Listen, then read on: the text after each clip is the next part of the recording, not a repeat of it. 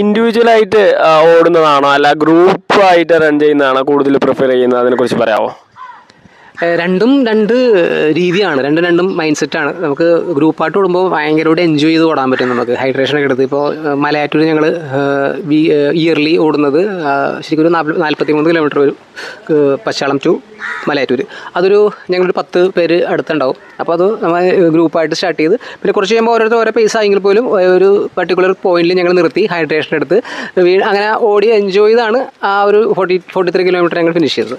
മറ്റേ ഇൻഡിവിജ്വൽ ഓടുമ്പോൾ നമ്മൾ ഇപ്പോൾ സ്ട്രാവ ടൈമിങ് അതൊക്കെ വെച്ചിട്ട് ഓടുമ്പോൾ ശരിക്കും പറഞ്ഞാൽ ഒരു സ്ട്രെസ് ആയിട്ടുള്ളൊരു ഓട്ടമാണ്. അത് PB കവർ ചെയ്യുക, ഇത്ര മണിക്കൂറിൽ 1 മണിക്കൂറിനുള്ളിൽ 10 കവർ ചെയ്യുക, അങ്ങനെയുള്ളൊരു മൈൻഡ് വെച്ചിട്ട് ഓടുന്നൊരു റണ്ണാവും ഈ ഇൻഡിവിജ്വൽ ഓടുമ്പോൾ. ഗ്രൂപ്പായിട്ട് ഓടുമ്പോൾ പക്ഷേ ടൈമിങ് അങ്ങനെ പ്രശ്നമില്ല. അത് ശരിക്കും എൻജോയ് ചെയ്ത് സ്ഥലം കണ്ട് ഹൈഡ്രേഷൻ എടുത്ത് എല്ലാവരോടും കണ്ട് ഫേസ് ടു ഫേസ് കണ്ട് സംസാരിച്ച് നമുക്ക് ഓടാൻ പറ്റും. വെയിറ്റ് കുറയ്ക്കാനായിട്ട് ആഗ്രഹിക്കുന്ന ആളുകൾക്ക് ഈ പറയുന്ന റണ്ണിങ്, സൈക്ലിങ് അതുപോലുള്ള കാര്യങ്ങൾ എങ്ങനെയാണ് സജസ്റ്റ് ചെയ്യുന്നത്? ഇപ്പോൾ പലർക്കും ഒരു പേടിയുണ്ടാവും. ഇപ്പോൾ വണ്ണുള്ള ആൾക്കാർക്ക് അത് ഞാൻ കുറയുമോ, എനിക്ക് കുറയാൻ പറ്റുമോ, അല്ലെങ്കിൽ പിന്നെ അവർ ഭയങ്കര ബാക്ക്വേർഡ് ആയിരിക്കും ഒരു 4 ആളുടെ മുന്നിൽ പോകാനൊക്കെ.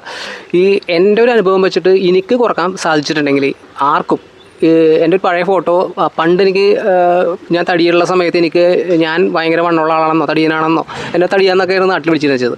എൻ്റെ നാട്ടിലെ ഓണ സമയത്തുള്ള റോഡ് ഷോയിൽ 5 കൊല്ലമായിട്ടുള്ള മാവേലിയായിട്ട് പോയിരുന്ന ആളായിരുന്നു ഞാൻ. അന്നൊന്നും എനിക്ക് അത് അഭിമാനമായിട്ട് കൊണ്ടുവരുന്ന വെച്ച ആളാണ്. പഴയ ഫോട്ടോ കാണുമ്പോൾ എനിക്ക് അയ്യോ അത്രയും വണ്ണം ഉണ്ടായിരുന്നുള്ള ഒരു ചിന്ത ഇപ്പോഴാണ് എനിക്ക് വന്നത്. അപ്പോൾ എനിക്ക് സാധിച്ചിട്ടുണ്ടെങ്കിൽ ആർക്കും നമുക്ക് വണ്ണം കുറക്കാൻ പറ്റും. അതിൽ നമ്മൾ ഒന്ന് ചെറുതായിട്ടൊന്ന് ഹാർഡ് വർക്ക് ചെയ്ത് കഴിഞ്ഞാൽ നമുക്ക് സിമ്പിൾ മീൻസ് ഉണ്ടെങ്കിൽ ഒരു ട്രാൻസ്ഫോർമേഷൻ ഒരു ടൈം വേണം. ഒറ്റയടിക്ക് എല്ലാവർക്കും ഇപ്പോൾ പെട്ടെന്ന് എല്ലാം കിട്ടണം എന്നുള്ള ഒരു ധാരണയുള്ള ഒരു കാലഘട്ടത്തിലോട്ടാണ് നമ്മൾ പോയിക്കൊണ്ടിരിക്കുന്നത്. പക്ഷേ ഒന്ന് മനസ്സ് വെച്ച് കഴിഞ്ഞാൽ ശ്രമയുണ്ടെങ്കിൽ നമുക്ക് നമ്മളുടെ കറക്റ്റ് ഐഡിയൽ വെയിറ്റിലേക്ക് നമുക്ക് ട്രാൻസ്ഫോം ചെയ്ത് ബോഡി എടുക്കാൻ പറ്റും. റണ്ണിങ്ങിലേക്കും സൈക്ലിങ്ങിലേക്കും ഒക്കെ പുതുതായിട്ട് വരുന്ന ആളുകൾക്ക് കൊടുക്കാനുള്ള മെസ്സേജ് എന്തെങ്കിലും ഉണ്ടെങ്കിൽ പറയാമോ?